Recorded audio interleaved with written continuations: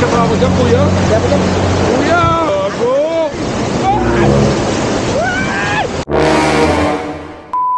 So yun, Jetlaw Rider Puli ito at nandito na tayo ngayon sa Katiklan Port at bababa na tayo ng barko kaya naman magigirap na tayo. Let's go!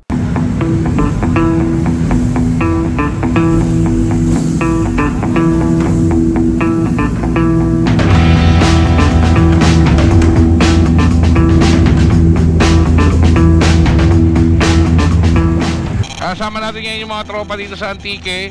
Sila yung mag-guide sa atin papuntang Tibyao. Inantay nila kami para sa lubungin. Tapos convoy tayo kasama sila.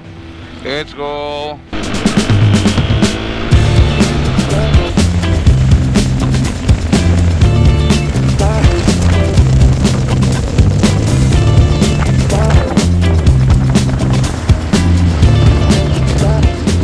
So ang biyahe natin ngayon is 85 km or around 2 hours siyang papuntang Tibyao, Antique. So mananangalian tayo doon at stop over na rin at syempre mag-water tubing tayo. Yun, welcome to Antique, pero yun nga, inaabot din tayo ng ulan dito guys. So syempre tinanong din natin mga kasama natin kung magsa-stop over ba tayo para magkapote or magpatila or go, pero sabi nila sige tuloy lang, let's go. So yun nga, ilang saglit lang nandito na tayo sa Tibyao at ngayon naman aakyat pa tayo ng bundok, pero syempre mag-bad mountain environmental fee dito sa baba. Ito yung Kalawag Mountain Resort, napakaganda dito guys kasi mananangalian tayo dito sa tabing ilog. At syempre para ma-promote natin itong lugar na to, magpi-picture taking muna tayo kasama mga local riders dito.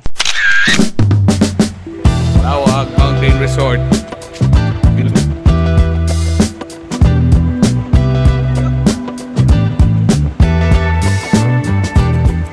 May sarap yung kumain doon, oh.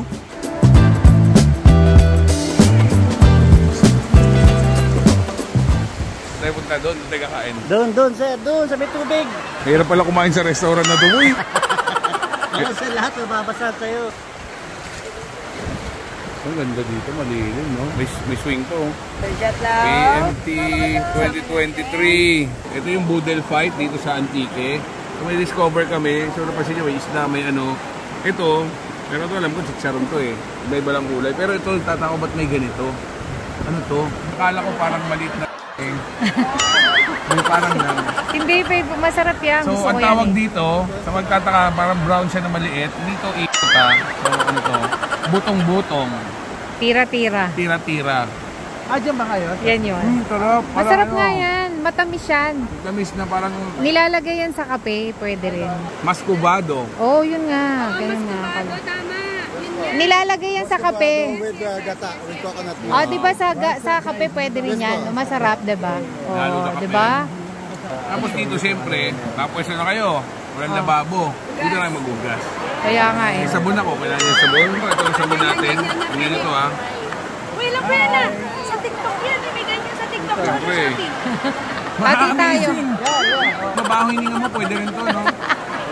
Pinginin ako. Tapos banlaw dito. Diba? Ang sarap kumain sa ilog. Kain na tayo! Bala kayo dyan!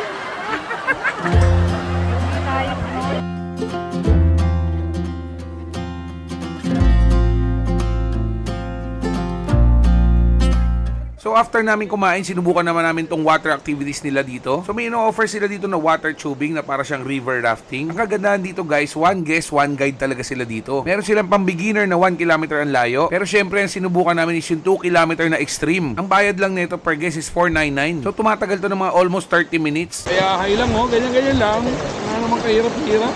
Lutang-lutang lang. Nakikita tayo ng mga bato. Ganyan guys. Gago! Ha? Oy!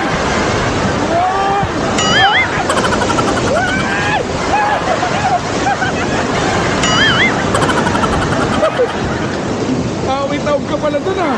Patay ka! Patay! Kasya ba ako dyan, kuya?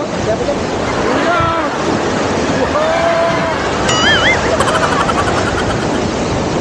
Ito, pakiramdam sa loob ng washing machine. Ito na ganun. Mahirap ba? May mahirap? Wala. Para lang kami sumakay ang washing machine. Pero masaya. Kaya masaya. Kaya mas masaya to, maghahabal tayo. At syempre, hindi pa natatapos yan ang ating adventure kasi maghahabal naman tayo ngayon paakyat dun sa resort. So itong habal papunta uli sa resort kasama to sa binayaran nyo. So syempre, maraming salamat sa Philippine Motorcycle Tourism. Kung gusto mo tong video na to, please like, share, and follow na rin guys.